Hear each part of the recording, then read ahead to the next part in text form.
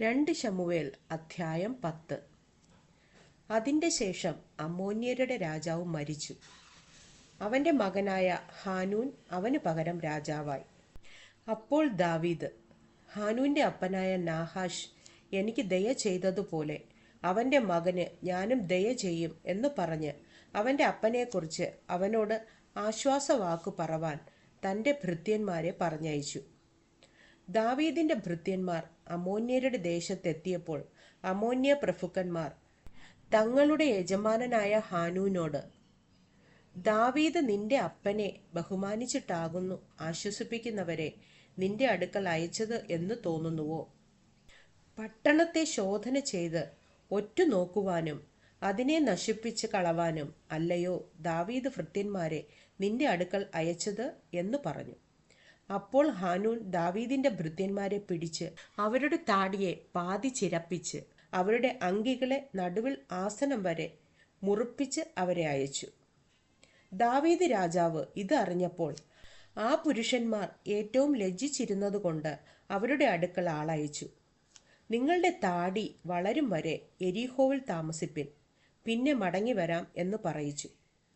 തങ്ങൾ ദാവീദിന് വെറുപ്പുള്ളവരായി തീർന്നു എന്ന് അമ്മോന്യർ കണ്ടപ്പോൾ അവർ ആളയച്ച് ബേത് രഹോബിലെ അരാമ്യരിൽ നിന്നും സോബയിലെ അരാമ്യരിൽ നിന്നും 20,000 കാലാളുകളെയും 1000 പേരുമായി മാഹാരാജാവിനെയും തോബിൽ നിന്ന് 12,000 പേരെയും കൂലിക്ക് വരുത്തി.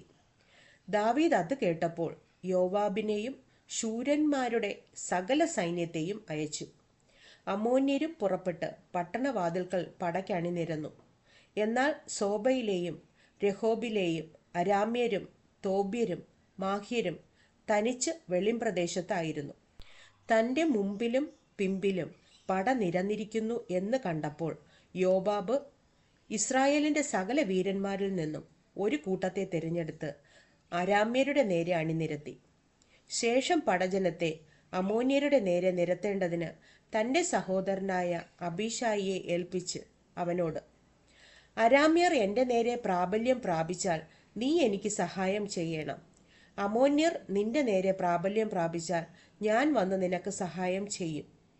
ധൈര്യമായിരിക്കാം, നാം നമ്മുടെ ജനത്തിനും നമ്മുടെ ദൈവത്തിൻ്റെ പട്ടണങ്ങൾക്കും വേണ്ടി പുരുഷത്വം കാണിക്കുക. യഹോവയോ തനിക്ക് ഇഷ്ടമായത് ചെയ്യുമാറാകട്ടെ എന്ന് പറഞ്ഞു. പിന്നെ യോവാബും കൂടെയുള്ള ജനവും അരാമ്യരോട് പടയ്ക്കടുത്തു. അവർ അവൻ്റെ മുമ്പിൽ നിന്ന് ഓടിപ്പോയി. അരാമ്യർ ഓടിപ്പോയി എന്ന് കണ്ടപ്പോൾ അമ്മോന്യരും അബീശായിയുടെ മുമ്പിൽ നിന്ന് ഓടി പട്ടണത്തിൽ കടന്നു. യോവാബ് അമ്മോന്യരെ വിട്ട് യെരൂശലേമിലേക്ക് മടങ്ങിപ്പോന്നു. തങ്ങൾ ഇസ്രായേലിനോട് തോറ്റുപോയി എന്ന് അരാമ്യർ കണ്ടിട്ട് അവർ ഒന്നിച്ചുകൂടി.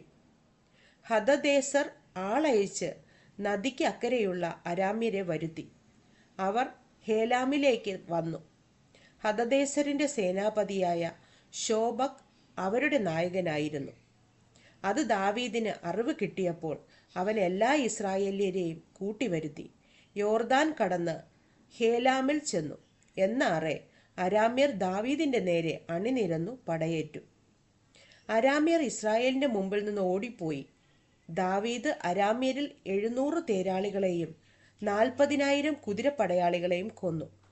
അവരുടെ സേനാപതിയായ ശോബക്കിനെയും വെട്ടിക്കൊന്നു. എന്നാൽ ഹദദേസരിന്റെ ആശ്രിതന്മാരായ സകല രാജാക്കന്മാരും തങ്ങൾ ഇസ്രായേലിനോട് തോറ്റു എന്ന് കണ്ടിട്ട് ഇസ്രായേല്യരുമായി സന്ധി ചെയ്ത് അവരെ സേവിച്ചു. അതിൽ പിന്നെ അമ്മോന്യർക്ക് സഹായം ചെയ്യുവാൻ അരാമ്യർ ഭയപ്പെട്ടു.